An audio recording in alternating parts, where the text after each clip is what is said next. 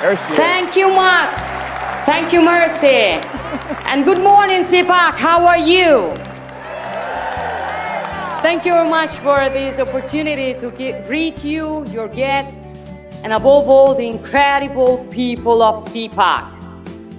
You know how much I value this gathering, and I couldn't miss this edition, even if only from afar. And today, I address you with the pride of representing as Prime Minister an extraordinary nation that is Italy. A nation with a deep, unbreakable bond with the United States. And this bond is forged by history and shared principles. And it is embodied by the countless Americans of Italian descent who for generations have contributed to America's prosperity. So to them, allow me to say thank you. Thank you for being exceptional ambassadors for Italian passion, creativity, and genius. To this incredible nation, Italy, I dedicate my full energy. Our government is tirelessly working to restore Italy's rightful place on the international stage. We are reforming, modernizing, and reclaiming our role as a global leader. We aim to build an Italy that once again amazes the world. Let me tell you, we're proving it. The mainstream propaganda machine predicted that a conservative government would have isolated Italy, deleting it from the map of the world, driving away investors, and suppressing fundamental freedoms. They were wrong. Their storytelling was fake. The reality is that Italy is thriving. Employment is at a record high, our economy is growing, our fiscal policy is back on track, and the flow of illegal migration has decreased by 60% in the last year. And most importantly, we're expanding freedom in every aspect of Italians' lives. Why? Because we conservatives do what we say. We do what is right. We fight for what we believe in. And moreover, we trust people, not fear them. Unlike the globalist elites who believe the government should educate the people, forcing them to accept policies they never asked for, we believe in democracy. We serve the people, we do not rule over them. CPAC understood this fight. CPAC understood this fight. And again, I want to thank you for that. You have never given up, even in the toughest moment. You have fought for a new victory. You have built a global network that has given a voice to millions who were silenced, so that conservatives everywhere would know they are not alone. And we are not alone, right? CPAC understood. CPAC understood before many others that the political and cultural battle for conservative values is not just an American battle. It is a Western battle. Because, my friends, I still believe in the West. Not just as a geographical space, but as a civilization. A civilization born from the fusion of Greek philosophy, Roman law, and Christian values. A civilization built and defended over centuries through the genius, energy, and sacrifices of many. When we say West, we define a way of understanding the world where the individual is central, life is sacred, all men are born equal and free, the law applies equally to all, Sovereignty belongs to people, and freedom comes before everything else. This is our heritage, and we will never apologize for it. My question for you is, can this civilization still defend the principles and values that define it? Can it still be proud of itself and aware of its role? I think so.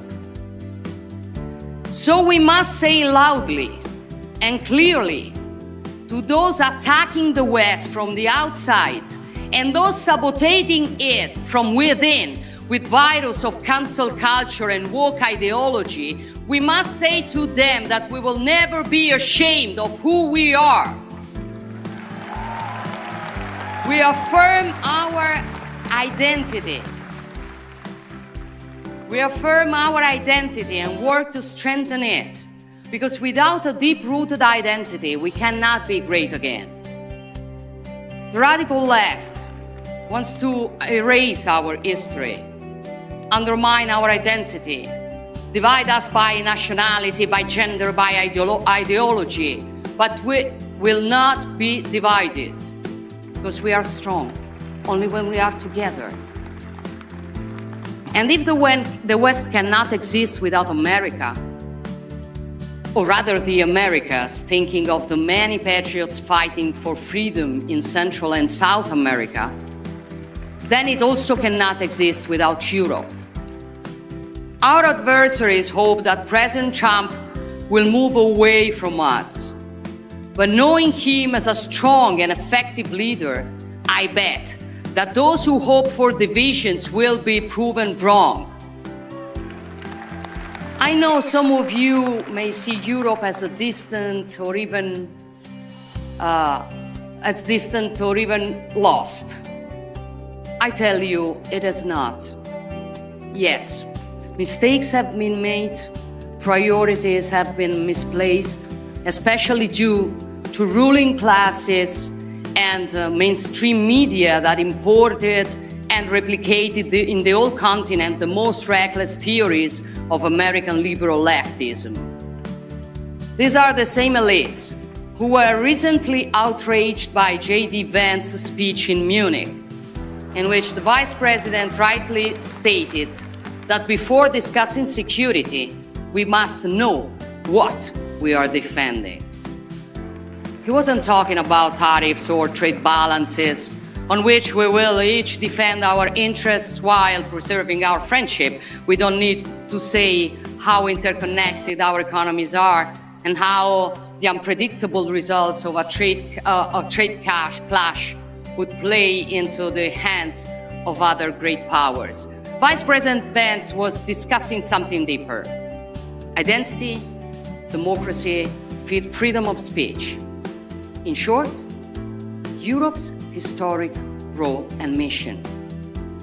Many pretended to be outraged, calling for European pride against an American daring to lecture us. But let me tell you, as someone who is proud to be European, first, if those who were outraged had shown the same pride when Europe lost its strategic autonomy, tying its economy to autocratic regimes, or when European borders and our way of life were threatened by mass illegal migration, now we would live in a stronger Europe. Second, these ideas are not new for many of us. Brave European leaders have been saying this for a long time. I've said them many times before, even from the CPAC stage, urging Europe to rediscover its true and deepest soul, which has been sacrificed on the altar of wokeness, bureaucracy, and mercantilism. These are common sense ideas, now shared by a majority of European citizens, as election results have shown. So Europe is far from lost, and it will never be lost as long as conservatives remain in the fight.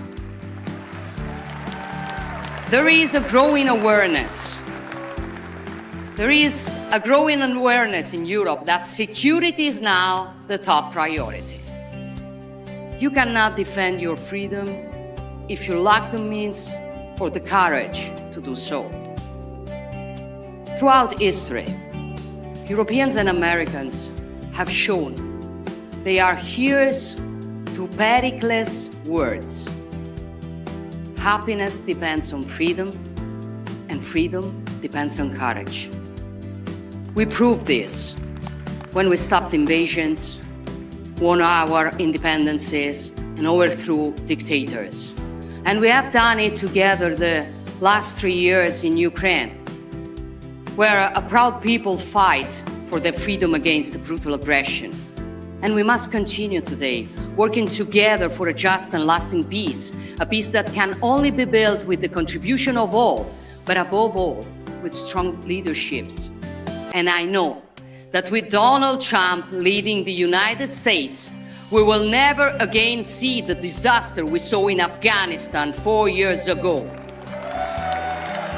So, border security, energy security, economic security, food security, defense and national security. For a simple reason, if you are not secure, you are not free. And when freedom is at risk, the only thing that you can do is to put it in the wiser hands. That is why conservatives keep on growing and are becoming more and more influential in European politics. And that is why the left is nervous. And with Trump's victory, their irritation has turned into hysteria. Not only because conservatives are winning, but because conservatives are now collaborating globally. When Bill Clinton and Tony Blair created the global leftist liberal network in the 90s, they were called statesmen. Today, when Trump, Meloni, Milei, or maybe Modi talk, they are called a threat to democracy. This is the left's double standard. But we're used to it. We are used to it. And the good news is people no longer believe in their lies.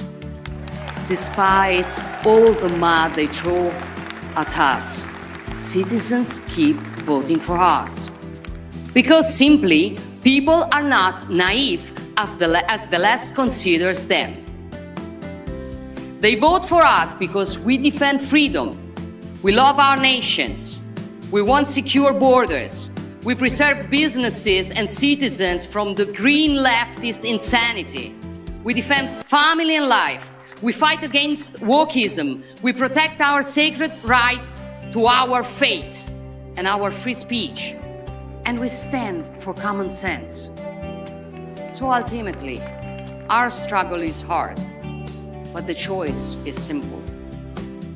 Will we surrender to decline? Or will we fight to reverse it? Will we let our civilization fade? Or will we stand up and defend it? Will we leave our children a weaker world or a stronger one? Will we want the new generations to be ashamed of their roots? Or will we recover awareness and pride of who we are and teach it to them? I made my choice long ago, and I fight every day to honor it. And I know that I'm not alone in this battle, that you are all standing with me, that we are all standing together. And believe me, this makes all the difference. Thank you all. God bless you, and God bless the free nations of the world.